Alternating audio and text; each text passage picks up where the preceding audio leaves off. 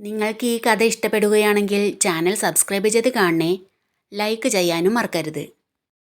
ഗൗരി ദേവന്റെ ക്യാബിനിൽ നിന്ന് പുറത്തേക്കിറങ്ങിയതും അവൾക്ക് ഒരു പതർച്ച തോന്നി. കുറേ നേരമായി താൻ അവിടെയായിരുന്നു. എല്ലാവരും എന്ത് വിചാരിച്ചിട്ടുണ്ടാകും? അവൾ ചുറ്റുമൊന്ന് നോക്കി. എല്ലാവരും നല്ല ജോലി തിരക്കിലാണ്. അഞ്ജലി മാത്രം രൂക്ഷമായി അവളെ നോക്കിക്കൊണ്ടിരിക്കുന്നു. അഞ്ജലിയുടെ ആ നോട്ടം അവളുടെ കണ്ണുകളിലെ പതർച്ച കൂട്ടിയതേ ഉള്ളൂ. അവൾ വേഗം തല താഴ്ത്തി ചെന്ന് അവളുടെ സീറ്റിലിരുന്നു. ഗൗരിയുടെ കണ്ണുകളിലെ ഈ ഭാവമാറ്റം ദീപ ശ്രദ്ധിക്കുന്നുണ്ടായിരുന്നു. എന്തൊക്കെയോ കുഴപ്പങ്ങളുണ്ട്. സാധാരണ ഒരു ഫയൽ സൈൻ ചെയ്യാൻ ദേവൻ ഇത്രയും സമയം എടുക്കാറില്ല. അവളുടെ കണ്ണുകളിലെ ഈ പതർച്ച, പിന്നെ ആ കയ്യിലെ ചരട്, അത് രാമേട്ടൻ അമ്പലത്തിൽ നിന്ന് കൊണ്ടുവന്നതാണെന്ന് രണ്ടാളും ഒരുപോലെ പറഞ്ഞു. അവൾ അതാദ്യം പറഞ്ഞപ്പോൾ അസ്വാഭാവികമായി എനിക്കൊന്നും തോന്നിയില്ല. അവളുടെ വീട്ടിലും രാമൻ എന്ന് പേരുള്ള ആരെങ്കിലും ഉണ്ടാവുമെന്ന് മാത്രമേ അപ്പോൾ വിചാരിച്ചുള്ളൂ. ദീപ ഉള്ളിൽ ചിന്തിച്ചു. ഗൗരി അവളുടെ സീറ്റിൽ ചെന്നിരുന്നതും അഞ്ജലി അടുത്തേക്ക് വന്ന് ചോദിച്ചു, ഇത്രയും സമയം നീ എന്ത് ചെയ്യായിരുന്നു അവിടെ? അത് കേട്ടതും ഗൗരി ചെറിയൊരു ഞെട്ടലോടെ അഞ്ജലിയെ നോക്കി. ദേഷ്യം കൊണ്ട് അഞ്ജലിയുടെ കണ്ണുകൾ കത്തുന്നുണ്ടെന്ന് ഗൗരിക്ക് തോന്നി. ഞാൻ ഈ ഫയൽ സൈൻ ചെയ്യാൻ, ഗൗരി പേടിയോടെ പറഞ്ഞു. ഒരു ഫയൽ സൈൻ ചെയ്യാൻ ഇത്രയും നേരമൊക്കെ വേണോ? കൊഞ്ചിക്കൊഴഞ്ഞ് അവിടെ നിന്നിട്ടുണ്ടാകും. നിന്റെ സ്വഭാവം എന്താണെന്ന് ഇവിടെ എല്ലാവർക്കും മനസ്സിലായതാണല്ലോ. കല്യാണത്തിന്റെ തലേന്ന് മറ്റൊരാളുടെ കൂടെ ഒളിച്ചോടിയവളല്ലേ നീ? അഞ്ജലി പരിഹാസത്തോടെ പറഞ്ഞു. അഞ്ജലിയുടെ വാക്കുകൾ കേട്ടതും ഗൗരിയുടെ ഭയം പെട്ടെന്ന് മാറി. അവൾ ഉറച്ച സ്വരത്തിൽ മറുപടി നൽകി. മാഡത്തിന് ആ സ്വഭാവം ഉണ്ടായേക്കാം. അതുകൊണ്ട് ബാക്കി എല്ലാവരും അങ്ങനെ തന്നെയാണെന്ന് വിചാരിക്കരുത്. മാഡത്തിന് എന്തെങ്കിലും ബുദ്ധിമുട്ടുണ്ടെങ്കിൽ അത് സാറിനോട് നേരിട്ട് പറയൂ. ആരെങ്കിലും ഫയൽ സൈൻ ചെയ്യാൻ കൊണ്ടുവന്നാൽ അത് വായിച്ചു നോക്കുക പോലും ചെയ്യാതെ വേഗം സൈൻ ചെയ്ത് അവരെ ഇവിടുന്ന് പറഞ്ഞു വിടണമെന്ന് സാറിനോട് ആവശ്യപ്പെടൂ. ഒരു പേപ്പർ വായിച്ചു നോക്കാൻ ദേവൻ ഇത്രയും സമയമെടുത്തെന്നാണോ നീ പറയുന്നത്? അഞ്ജലി വിട്ടുകൊടുക്കാതെ ചോദിച്ചു. മാഡത്തിന് അതിൽ ഇത്ര സംശയം തോന്നേണ്ട കാര്യം എന്താ? മാഡം സാറിൻ്റെ ക്യാബിനിൽ ചെല്ലുമ്പോൾ അത്തരത്തിൽ മോശമായി എന്തെങ്കിലും അനുഭവം ഉണ്ടായിട്ടുണ്ടോ? അതോ സാറിൻ്റെ സ്വഭാവം മോശമാണെന്ന് മാഡത്തിന് തോന്നിയിട്ടുണ്ടോ? ഗൗരി തിരിച്ചു ചോദിച്ചു. ഗൗരിയുടെ ആ ചോദ്യത്തിന് മുന്നിൽ മറുപടിക്ക് വാക്കുകളില്ലാതെ അഞ്ജലി നിശബ്ദയായി. അഞ്ജലിക്ക് അപ്രതീക്ഷിതമായ ഒരു പ്രഹരമായിരുന്നു ഗൗരിയുടെ ആ ചോദ്യം. ഓഫീസിലെ എല്ലാവരുടെയും ശ്രദ്ധ തങ്ങളിലേക്ക് തിരിയുന്നുവെന്ന് അഞ്ജലി അറിഞ്ഞു. അപമാനം കൊണ്ട് അവളുടെ മുഖം ചുവന്നു തൊടുത്തു. ഗൗരിയുടെ ചെകിടത്തൊന്നു കൊടുക്കാൻ അഞ്ജലിക്ക് തോന്നി. പക്ഷേ ദേവന്റെ ക്യാബിൻ തൊട്ടടുത്താണെന്ന ബോധം അവളെ തടഞ്ഞു. ദേവൻ നിനക്ക് സപ്പോർട്ടുണ്ടെന്ന് കരുതി നീ ഒത്തിരി അങ്ങ് തുള്ളണ്ട. ഈ അഹങ്കാരത്തിനുള്ള പണി ഞാൻ നിനക്ക് കരുതി വച്ചിട്ടുണ്ട്. എത്രയും പെട്ടെന്ന് നിന്നെ ഇവിടുന്ന് കെട്ടിക്കും ഞാൻ. മറ്റാരും കേൾക്കാതെ രഹസ്യമായി ഗൗരിയോട് പറഞ്ഞ് വലിയൊരു ദേഷ്യത്തിൽ അഞ്ജലി തൻ്റെ സീറ്റിൽ പോയിരുന്നു. അവൾ പോയതും ഗൗരി ദീർഘമായി ഒന്ന് ശ്വാസം വിട്ടു. ഉള്ളിൽ പേടിയുണ്ടായിരുന്നെങ്കിലും തൻ്റെ നേരെ വന്ന അനാവശ്യമായ ആക്ഷേപത്തിന് മറുപടി നൽകാൻ കഴിഞ്ഞതിൽ അവൾക്ക് ഒരാശ്വാസം തോന്നി. ദീപ ഇതൊക്കെ കണ്ട് അതിശയത്തോടെ ഇരിക്കുകയായിരുന്നു.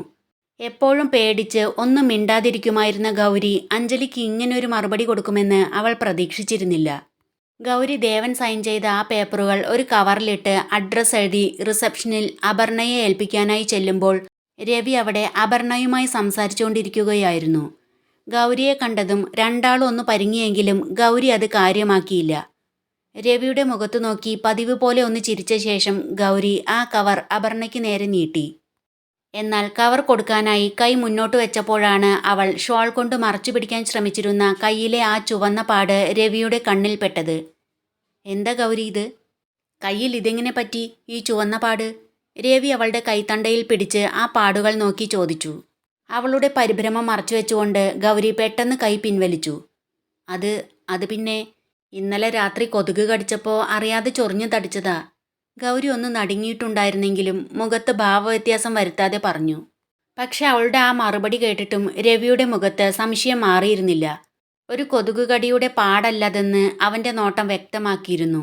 അപർണയും ഒരർത്ഥത്തിൽ അവരെ തന്നെ നോക്കി നിൽക്കുകയായിരുന്നു. ഒരു കൊതുക് കടിച്ചു ചൊറിഞ്ഞപ്പോൾ ഇങ്ങനെ പാടുവന്നെന്നോ? ഇതൊരു കയ്യിലെ വിരലുകൾ മുഴുവൻ പതിഞ്ഞതുപോലെ ഉണ്ടല്ലോ. രവി അവളുടെ കൈത്തണ്ടയിൽ വീണ്ടും പിടിച്ച് പാടുകളിലേക്ക് നോക്കി ചോദിച്ചു. ഗൗരിക്ക് പെട്ടെന്ന് എന്തു പറയണമെന്ന് ആലോചിച്ചിട്ട് കിട്ടിയില്ല. രവിയുടെ ചോദ്യം കേട്ടതും അവൾ ഒന്ന് പരിങ്ങി. ആ പാട് വെറുമൊരു കൊതുകുകടിയുടേതല്ല, മറിച്ച് ആരുടെയോ ശക്തമായ വിരലുകൾ അമർന്നതിൻ്റെ അടയാളമാണെന്ന് രവി കൃത്യമായി തിരിച്ചറിഞ്ഞു. എൻ്റെ കയ്യിലെ മുഴുവൻ വിരലുകളും ഉപയോഗിച്ച് ചൊറിഞ്ഞതാ. അവൾ പതർച്ച പുറത്തു കാണിക്കാതെ കൈ പതുക്കെ രവിയുടെ പിടിയിൽ നിന്നും മാറ്റിക്കൊണ്ടു പറഞ്ഞു. കൂടുതൽ ചോദ്യങ്ങൾക്ക് നിൽക്കാതെ ഗൗരി അവിടുന്ന് വേഗം നടന്നു നീങ്ങി. എന്നാൽ രവി അവളെ തന്നെ നോക്കി നിൽക്കുകയായിരുന്നു.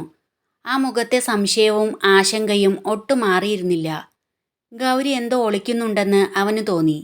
ഗൗരിയോട് രവി കാണിച്ച ആ ഒരു കരുതലും അവളുടെ കയ്യിൽ പിടിച്ചുള്ള ആ ചോദ്യവും അപർണയ്ക്ക് ഒട്ടും ഇഷ്ടപ്പെട്ടില്ല. ഗൗരി അവിടുന്ന് പോയതും അപർണയുടെ മുഖത്തെ ഭാവം മാറി. അവൾ രവിയെ ഒന്ന് പാളി നോക്കി. രവി അപ്പോഴും ഗൗരി പോയ വഴിയെ നോക്കി എന്തോ ആലോചിച്ച് നിൽക്കുകയായിരുന്നു. അത് കണ്ട് അവൾക്ക് വല്ലാതെ ദേഷ്യം വന്നു.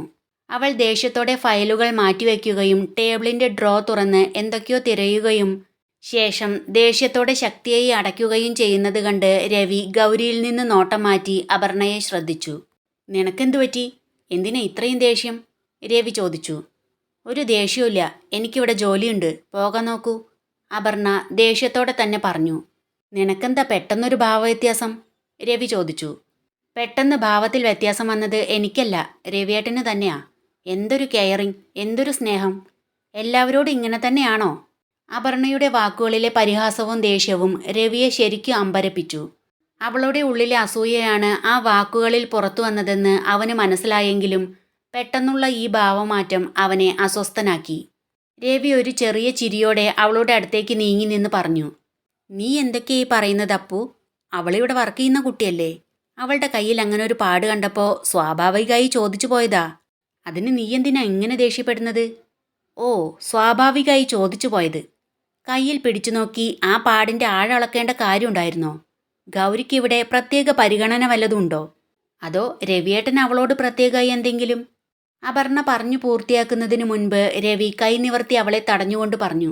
മതി, നിർത്തിക്കോ അപർണ. കാര്യങ്ങൾ അറിയാതെ നീ അതിരുവിടുന്നുണ്ട്. ആ പാട്, അത് കണ്ട് എനിക്ക് എന്തോ പന്തികേട് തോന്നി. അതുകൊണ്ടാ ഞാൻ അങ്ങനെ ചോദിച്ചത്. അല്ലാതെ നീ ചിന്തിക്കുന്നത് പോലെയുള്ള കാര്യങ്ങളൊന്നും എൻ്റെ മനസ്സിലില്ല. രവിയുടെ ശബ്ദത്തിലെ ഗൗരവം കണ്ടപ്പോൾ അപർണ ഒന്ന് ഭയന്നു. പക്ഷേ അവളുടെ ഉള്ളിലെ ദേഷ്യം പൂർണ്ണമായി മാറിയിരുന്നില്ല. ഞാൻ പറഞ്ഞത് തെറ്റല്ലേ? പക്ഷേ രവിയേട്ടൻ ഒന്ന് ഓർക്കുന്നത് നല്ലതാ.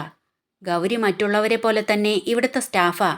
അവളുടെ കാര്യങ്ങളിൽ രവിയേട്ടൻ ഇത്രയും കെയറിങ് കാണിക്കുന്നത് കാണുന്നവർക്ക് പലതും തോന്നാൻ ഇടയാകും. അത് രണ്ടാൾക്കും നല്ലതല്ല, അപർണ പറഞ്ഞു. മറ്റുള്ളവർക്ക് എന്ത് കരുതും എന്നതിലല്ല. നിന്നിൽ നിന്ന് ഞാൻ ഇങ്ങനെ പ്രതീക്ഷിച്ചില്ല. രവിയുടെ സ്വരം ശാന്തമായിരുന്നു. അപർണയുടെ കണ്ണുകൾ ഒന്ന് പിടഞ്ഞു. അവൾ അവനെ നോക്കിയെങ്കിലും ഒന്നും മിണ്ടാനായില്ല. രവി അവിടുന്ന് നടന്നു നീങ്ങി. പക്ഷേ അവൻ്റെ മനസ്സിൽ അപർണയുടെ വാക്കുകളേക്കാൾ ഗൗരിയുടെ കയ്യിലെ ആ പാടുകളായിരുന്നു. അത് ദേവനുമായി ബന്ധപ്പെട്ട എന്തെങ്കിലും ആണോ എന്നൊരു സംശയം അവൻ്റെ ഉള്ളിൽ ബലപ്പെട്ടു. അപർണ സ്തംഭിച്ചു നിന്നു. തൻ്റെ അസൂയ കാരണം രവിയുടെ മുന്നിൽ താൻ മോശക്കാരിയായിപ്പോയി എന്ന തിരിച്ചറിവ് അവളെ വല്ലാതെ അസ്വസ്ഥയാക്കി. ടേബിളിലിരുന്ന ഫയലുകളിലേക്ക് അവൾ വെറുതെ നോക്കി നിന്നു. പക്ഷേ അവളുടെ മനസ്സ് മുഴുവൻ രവി പറഞ്ഞ ആ വാക്കുകളിലായിരുന്നു. നിന്നിൽ നിന്ന് ഞാൻ അങ്ങനെ പ്രതീക്ഷിച്ചില്ല. രവിയേട്ടൻ്റെ സ്വഭാവത്തിൽ എന്തെങ്കിലും അസ്വാഭാവികത ഉണ്ടായിരുന്നെങ്കിൽ തൻ്റെ മുന്നിൽ വെച്ച് ഗൗരിയോട് അങ്ങനെ പ്രവർത്തിക്കുമായിരുന്നില്ലല്ലോ. എൻ്റെ ഉള്ളിൽ അസൂയ കൊണ്ട് പറഞ്ഞു പോയതാ. അത് രവിയേട്ടനെ ഒരുപാട് വേദനിപ്പിച്ചിരിക്കുന്നു, അവൾ ചിന്തിച്ചു. രവി ദേഷ്യത്തോടെയും സംശയത്തോടെയും നേരെ ചെന്നത് ദേവൻ്റെ ക്യാബിനിലേക്കാണ്. ഡോറിൽ തട്ടുക പോലും ചെയ്യാതെ അവൻ അകത്തേക്ക് കടന്നു വന്നു. ദേവൻ കമ്പ്യൂട്ടറിൽ എന്തോ കാര്യമായി ജോലിയിലായിരുന്നു. പെട്ടെന്നുള്ള രവിയുടെ കടന്നുവരവ് കണ്ട് ദേവൻ തലയുയർത്തി നോക്കി. അനുവാദം കൂടാതെ ഇത്തരത്തിൽ കയറി വന്നത് ദേവൻ അത്ര ഇഷ്ടപ്പെട്ടില്ല. എങ്കിലും അവൻ ഭാവവ്യത്യാസമില്ലാതെ ചോദിച്ചു. എന്താ രവി, ഡോറിൽ മുട്ടാതെയാണോ കയറി വരുന്നത്? രവി ദേവൻ്റെ അരികിലേക്ക് കുറച്ചുകൂടി നീങ്ങി നിന്നു. അവൻ്റെ കണ്ണുകളിൽ വല്ലാതൊരു തീക്ഷ്ണതയുണ്ടായിരുന്നു. ഗൗരി ഇപ്പോൾ ഇവിടെ വന്നിരുന്നോ? അവളുടെ കയ്യിലെ ആ പാട് അതെങ്ങനെയുണ്ടായത്? രവി ചോദിച്ചു. ദേവൻ്റെ മുഖത്ത് ഒരു നിമിഷം പരിഭ്രമം നിഴലിച്ചെങ്കിലും ഉടനെ തന്നെ അവനത് മറച്ചു പിടിച്ച് വളരെ കൂളായി ചിരിച്ചുകൊണ്ട് തിരിച്ചു ചോദിച്ചു. ഗൗരിയുടെ കയ്യിൽ പാടോ? അവളുടെ കയ്യിൽ എന്ത് പാട് വരാനാ? അതും ഞാനുമായിട്ട് എന്താ ബന്ധം? അഭിനയിക്കണ്ട സാർ, അവളുടെ കയ്യിൽ കൈവിരലുകൾ അമർന്ന പാടുകളുണ്ട്. ഇന്ന് രാവിലെ ഞാനതവിടെ കണ്ടിരുന്നില്ല. സാറും ഗൗരിയും തമ്മിൽ ഇവിടുന്ന് എന്തെങ്കിലും പ്രശ്നങ്ങളുണ്ടായോ? രവിയുടെ ശബ്ദമുയർന്നു. ദേവൻ ചെയറിൽ പുറകോട്ട് ചാഞ്ഞിരുന്നു. അവൻ്റെ മുഖത്തെ ഭാവം പെട്ടെന്ന് ഗൗരവമുള്ളതായി മാറി. എടാ, ശബ്ദം താഴ്ത്തിക്കോ നീ. അവൾ ഇവിടെ വന്നിരുന്നു, ഫയൽ സൈൻ ചെയ്യാൻ. അല്ലാതെ മറ്റൊരു കാര്യം ഉണ്ടായിട്ടില്ല. ഇനി നിനക്ക് അത്രയ്ക്ക് സംശയമാണെങ്കിൽ നീ പോയി അവളോട് തന്നെ ചോദിക്ക്. ദേവന്റെ ആത്മവിശ്വാസത്തോടെയുള്ള ആ മറുപടിയിൽ രവി ഒന്ന് പകച്ചു. ഞാൻ ചോദിച്ചായിരുന്നു. അപ്പം അവൾ പറഞ്ഞത് കൊതുക് കടിച്ചതാണെന്നാ. എന്നാൽ അതെനിക്ക് വിശ്വാസമായില്ല. ഒരു കൊതുക് കടിച്ച് ചൊറിഞ്ഞാൽ വരുന്ന പാടല്ലത്. ആരെങ്കിലും ബലം പ്രയോഗിച്ച് പിടിച്ചാൽ മാത്രം ഉണ്ടാവുന്നതാ. അവളോട് എന്ത് ചെയ്താലും അതൊന്നും പുറത്താരോടും പറയില്ലെന്ന ആത്മവിശ്വാസമുണ്ട് സാറിൻ്റെ ഈ വാക്കുകളിൽ. എന്നാൽ അത്രയ്ക്ക് ആത്മവിശ്വാസം വേണ്ട. അവൾക്ക് വേണ്ടി സംസാരിക്കാൻ ഞാനുണ്ട്. സാർ അവളെ ഇനി ഉപദ്രവിക്കാൻ ശ്രമിക്കുകയാണെങ്കിൽ ഞാൻ അത് കണ്ട് മിണ്ടാതിരിക്കുമെന്ന് കരുതണ്ട, രവി പറഞ്ഞു. രവിയുടെ ആ വെല്ലുവിളി കേട്ടതും ദേവൻ ചെയറിൽ നിന്ന് പെട്ടെന്ന് എഴുന്നേറ്റു.